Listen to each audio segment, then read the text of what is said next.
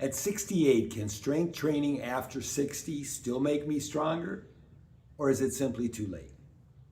I'm starting a 90-day challenge to find out. Hi everyone, my name is Dan. Welcome back to the channel. 6 years ago, I went from 238 pounds to my current weight of 188. That's a 50-pound weight loss that I lost and have been able to maintain. But losing weight and building strength are two different goals. Now, I want to find out whether I can use a simple routine, basic equipment, and consistency to become much stronger at 68, not just to maintain strength that I have. So why am I doing this? I'm not trying to become a bodybuilder. That isn't the goal. The goal is to stay capable, mobile, and independent for as long as I possibly can. Now, I want to keep walking and hiking and traveling and carrying my own luggage, getting up from a chair, playing with my grandchildren, and hopefully my great-grandchildren. So those things sound ordinary until they become difficult. Strength isn't just about lifting weights. It's about carrying groceries, walking up the stairs, lifting a suitcase, and getting up off the floor.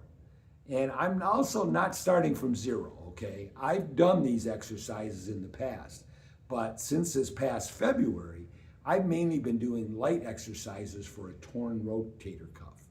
And this is probably the least in shape that I've been for quite some time. That makes this a real test for me.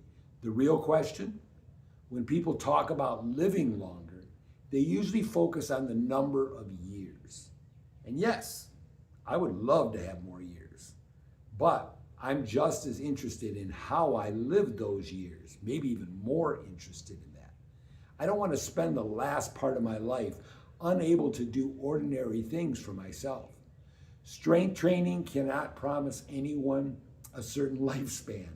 No one can promise that. But I can choose what I do with the years God gives me. And for me, building strength is worth the effort. So here's the plan. I'm doing everything from home for the next 90 days. I'll use these Bowflex adjustable dumbbells that I got, which they go from like 5 pounds up to 52.5 pounds, plenty of weight for me. And I'm gonna have a chin-up bar that I use. I'll alternate between 2 workout days. On the first workout day, I'll do push-ups, chin-ups, bicep curls, body weight squats, lateral crunches. The push-ups will give me a basic movement, pushing movement, right? Chin-ups, they'll keep you humble. They'll definitely keep me humble. And I'll show you exactly how many I can do. No pretending and no making myself look stronger than I am. On the second workout day, I'll do dumbbell chest presses, shrugs, rows, calf raises, and tricep kickbacks. Nothing fancy, just basic movements that work the major muscle groups. I'll use weights I can control. If I need to reduce the weight, I'll reduce it. If I need fewer repetitions, I'll do fewer. If I need more, I'll do more.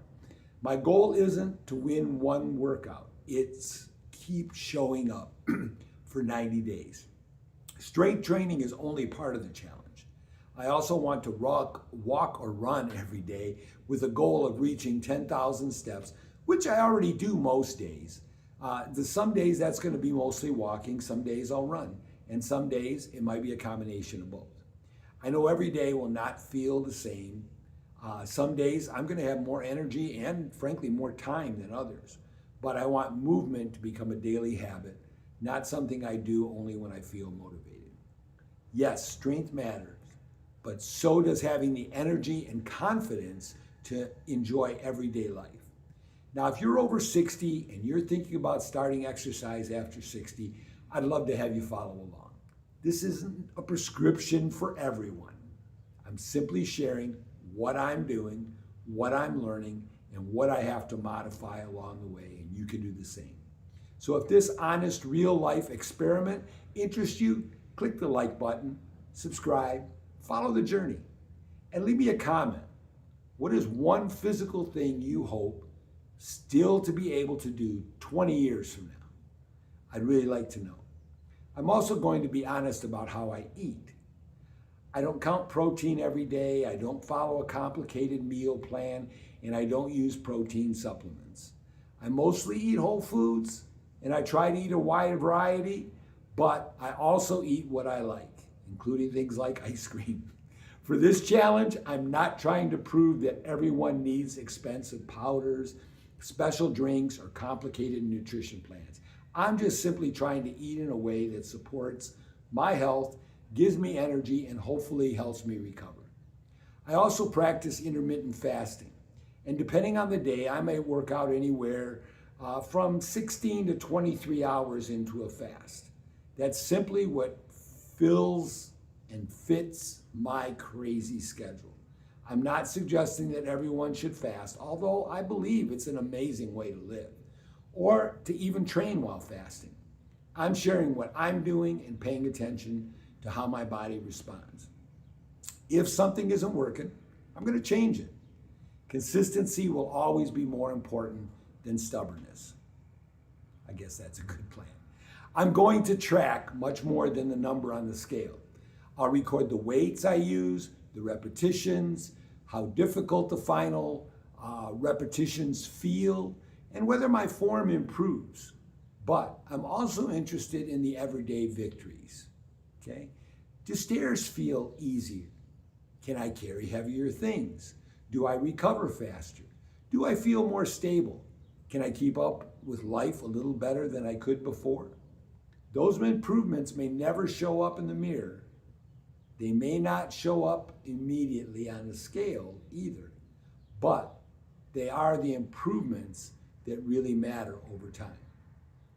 Now, I think I would like to check in at the end of each week and again at 30 days, then either 60 and 90 or just at the end. I don't know yet. We'll see how that goes. If I miss a workout, I'll tell you. I have to modify an exercise, I'll tell you. If something doesn't work, you'll hear about that too. This isn't about looking perfect, but who doesn't want to look a little bit better? It's about finding out what's actually possible. And by the end of these 90 days, I hope I'll have a better answer to the question that we started with. Can strength training after 60 still make me stronger and more capable? I hope the answer is yes, but I'm not going to pretend I already know the answer, because I don't. That's why we're doing this.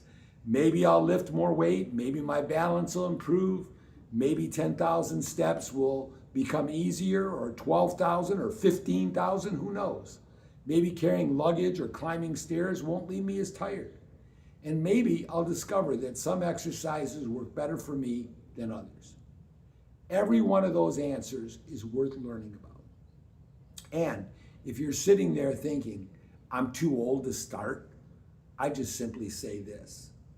You may not be able to start where you once did, or where I'm starting, or where you think is possible at this point. Just start. Start where you are. This is day one. I'm 68 years old. I've lost 50 pounds. And now I'm going to find out what simple equipment, steady consistency, daily movement, and 90 days of commitment can accomplish. Nothing fancy. I'll be back after the first week to share the successes, the struggles, the surprises, and the things I have to change. Remember, growing older is inevitable. Growing weaker doesn't have to be. Take care of the one body God gave you. God bless. I'll see you soon. And in the meantime, have a phenomenal